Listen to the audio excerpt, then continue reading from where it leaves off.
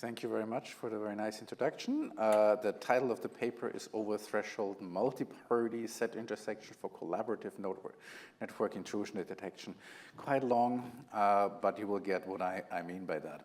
It is joint work with Raouf Boutaba, my colleague from the University of Waterloo, and Onur Arpaci, who is the student who did all of the work. Raouf had all of the data, and I'm just presenting the paper. So here is the idea. If you have a malware or a cybersecurity attack that is affecting one institution, one hospital, one bank, one university, whatever you have, it is very likely that the attack is going to spread to another bank, hospital, university, what you have. And that also very quickly. 75% spread within 1 day, 40% spread within 1 hour.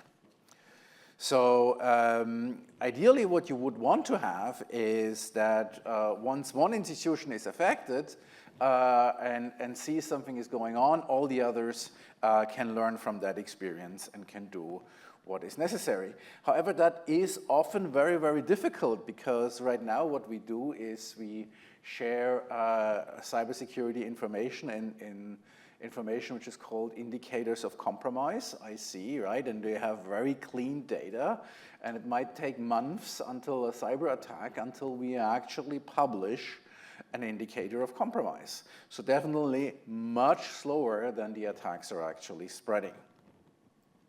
So if you are on your own, you have to attack against very many more threats.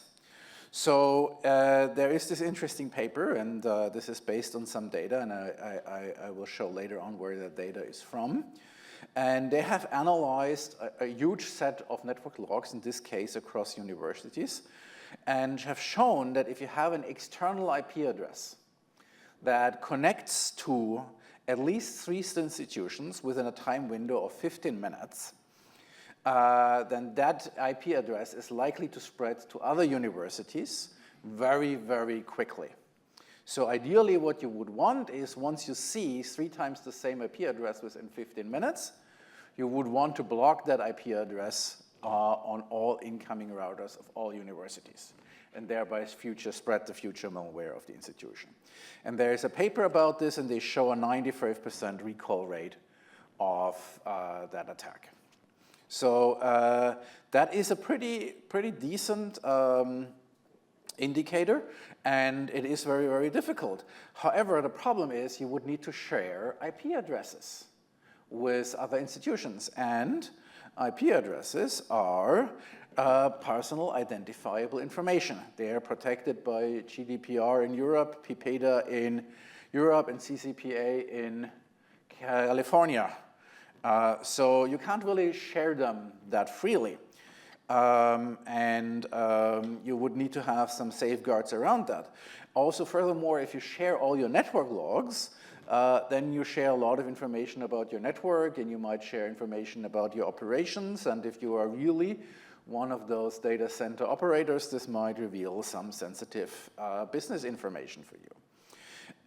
And furthermore, those logs are huge, right? So we easily have on the orders of tens or hundred thousands of IPs per institution per hour. So it is a really difficult task of finding them in the data. So what we have done, and this is the gist of this paper, is we have developed a protocol that allows a central aggregator, so it is a non-interactive protocol, allows a central integrator to determine if an IP address appears at least 3 times, and if not, it will learn no information whatsoever about that IP address. So it is actually only going to detect the pattern that is necessary, but nothing else about the private information of the parties contributing their log information. So in a little bit of a picture, Onur is a really nice, really likes graphics. So if you have the stars here, they would recommend they would be 3 IP addresses from different institutions, but the same IP address. And you would want to detect those 3, but basically, and although some of those are also in there 3 times, I think, no, actually not. Nothing else about the other information. And you have to find those in a relatively large block of data of tens of thousands of IP addresses. So that is the challenge. So there are a number of protocols for that. Originally, the problem was defined in very long time ago by Kissner and Song. And they came up with a multi-party computation protocol, a multi-party private set intersection protocol based on polynomials, a polynomial representation of sets. This protocol is highly interactive, but they can compute the over threshold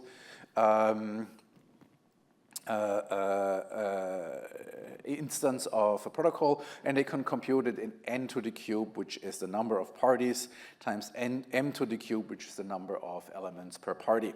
Now, the running time in our setup, this would be weeks. Another group, which is actually was where I'm the senior author on that paper as well, we try to do this in a centralized fashion. And that allows you to do that in the time complexity. I'm not going to read it for you, but basically it takes still days to do that for the actual real-world use case that we tried with our ones. So the challenge was, okay, now that we know that this is useful, how can we get that actually to a running time that is acceptable? And our running time is on the order of seconds, so you can actually run this every couple of minutes and see if indeed if you have 3 IP addresses in common, and then start blocking them in close to real time, and thereby prevent attacks from spreading without having to disclose the actual IP addresses. So the way this works is based on secret sharing. Secret sharing is a technique to split an information into multiple shares, and if you have over a threshold of those shares, you can recombine them. Now, if you are actually an expert in secret sharing, you will realize that secret sharing, in particular Shamir secret sharing, is based on polynomials, and all the parties need to create the same polynomial. We solve this in the simplest case with a symmetric key, but the previous paper that I mentioned has actually a protocol which allows you, similarly to an oblivious pseudo-random function, to obtain the secret share blindly on your data. So you have a key holder, and that key holder would generate you a share on a fixed polynomial without revealing the key for that share. So we can reconstruct that. In the simplest case, we would reconstruct the IP address, but that is usually not necessary because you can find simple ways of sharing the IP addresses in other ways. So you can just try to reconstruct some easy value like 0 and indicate that this is the shares of a common IP address. This would work the following ways. The parties create their secret shares. They send it to an aggregator. And the aggregator then has all of the secret shares and has to find the ones that belong to a common IP address. And that is where the problem starts, is because secret shares, a secret share by itself, by definition, reveals no information. So you have no information to link that share to any other shares, but you have tens, even hundreds of thousands of shares, and now have to find triples in those, right? So that is, you basically now almost blindly searching for triples in this huge data set that you have to combine, and that number very quickly becomes very large. So if you imagine just trying naively all the triples, then you get to m to the a complexity of m to the t, where t is the threshold, 3 in our case, and m is the data set size. In this case, we go over the 1 per party, but depending on how they send, right? So now m to the t, if you have 100,000 shares to the power of 3, is a really huge number. And you can search very, very long time until you find a triple of actual IP addresses that belong to each other. So what can you do? And the idea is to use a hashing scheme. Now, there is a previous hashing scheme, which is called 2D Kunku hashing, which is on a paper from Pincus et al. And I believe the author that came up with the hashing scheme in this one was Udi Wieder, because he's a hashing professional who has come up with very many clever hashing schemes, but it only works for 2 parties. Therefore, if we have multiple parties, we can't use it. And we came up with our own one. You could also look at the one from Madavi et al., which is a very simple one. You put everything into bins and then pad the bins to the same length. Why do you have to pad it? Because the number of elements in a bin reveals information about the distribution. So you have to make the distribution even. That's actually possible because the bin is random. So you have a random balls to bins problem, and you can bound the maximum probability with a maximum size of a bin with high probability to something like log n over log n. But it still reveals a relatively large complexity of m to the t. So the whole paper that we wrote is about coming up with a better hashing scheme. Now, I promise, I said to Onur, I will not present the hashing scheme, and he was deeply, deeply, deeply depressed because that is all of his work. But I think if you really want to understand it, it's best if you read the paper. But I can show you some effects of it, right? So the idea is that we actually go down to, we actually use hash tables of the size of the original data sets, or proportional to the original data sets. We put only one bin in there, one element in there, and we selected that element based on some pseudo-random ordering, right? So that if there is a collision, it's likely that the same element is going to be chosen by each party. And if we then use 20 tables, and that is a little bit astonishing, but keep in mind that the tables have the size of the original data set, so this is where the data set dependence comes in. You get a failure probability with 20 tables, if you do this the right way, of 2 to the minus 40, right? So you will not find a triple that actually is a triple with a probability of 2 to the minus 40. You can, in other ways, prevent finding triples that are not triples, but that's a different kind of story. This is the outcome. So we only need 20 tables of the size of the original table, so it's very manageable.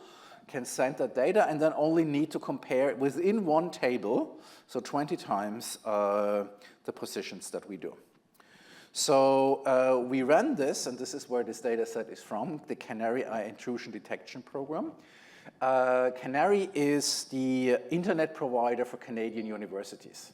So it provides the internet for all Canadian universities, 54 Canadian research institutions, and they have instituted a common intrusion detection center. And thankfully, it is located with my colleague, Raouf Boutaba, who was able, under a very strict data sharing agreement, share this data with us for these kind of experiments. And Onur ran this over the logs that were shared and was applying the pattern of the 3 IP addresses. The communication load is actually kind of high, right? 700 gigabytes per day. I mean, it's not Amazon, but it's still reasonable, right? We tried this over 1 week of data. The median reconstruction time was the 170 seconds that I already mentioned.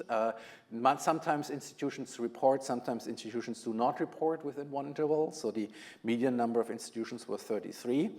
And we had 150,000 IP addresses from one party in the largest set. And you can see that the runtime was always under, I'd say, 420 seconds, which is about 7 minutes. So you can indeed run this easily every 15 minutes. And if you look at the gap towards the previous work of my group, then you can see that the larger the set size, the threshold gets, like 5, or the more difficult the task gets, the slower or the larger the gap to this work from what we can actually provide is getting. So without this hashing scheme, all of this wouldn't have been possible, and this is the result of this work. So the privacy-preserving collaborative intrusion detection, which I believe to be a very interesting research topic in itself, and we have shown that we can do this for this sharing, for a very important pattern of sharing of IP addresses. Now you see here the complexity of the hashing scheme, and you see that there really is no exponential factor of t anymore, right? So the threshold is still in there with t squared, but it is not anymore to the power of t, which is the difficult challenge of picking all those elements out. So if the threshold rises, still it should not be ginormously huge. If you have a threshold of 1,000, right, 1,000 squared is still very large. But if you have a reasonable, say, one-digit threshold, you can easily run this with this kind of complexity and do these kind of things. And the speed up is similarly impressive, and we've applied this to real work. Now, an open challenge is the number of institutions. And we really haven't found a way to get around the number of institutions of picking those. But maybe somebody has an idea of how one can do that. And you can try it yourself. The code is here.